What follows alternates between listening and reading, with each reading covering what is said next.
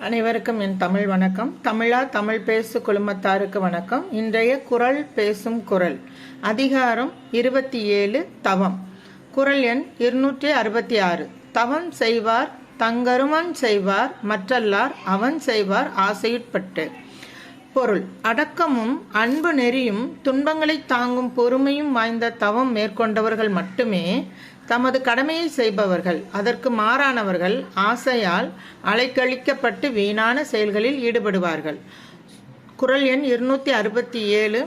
சுடச் சுடரும் பொன்போலும் ஒளிவிடும் துன்பம் சுடச் சுடர் நோக்கிற்பவர்க்கு. பொருள்: தம்மை தாமே வருத்தி கொண்டு ஒரு குறிக்கோளுக்காக நோன்பு நோற்பவர்களை எந்த துன்பங்கள் தாக்கினாலும் அவர்கள் சுட சுட ஒளிவிடும் பொன்னை போல் புகழ்பெற்றே உயர்வார்கள். குறள் எண் 268.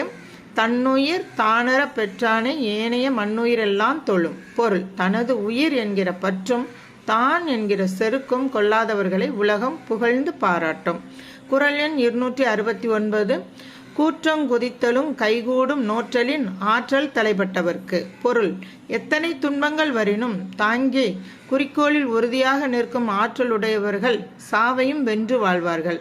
குறள் எண் 270. இலர்பலராகிய காரணம் நோற்பார் சிலர்பலர் நோலாதவர். பொருள்: ஆற்றல் அற்றவர்கள் பலராக இருப்பதற்கு காரணம் மன உறுதி கொண்டவர்கள் சிலராக இருப்பதும் உறுதியற்றவர் பலராக இருப்பதும் தான் என்றுரைக்கிறார் திருவள்ளுவர். நன்றி. கவிஞர் இரா. வசந்தி, ஆசிரியர், சென்னை. வணக்கம்.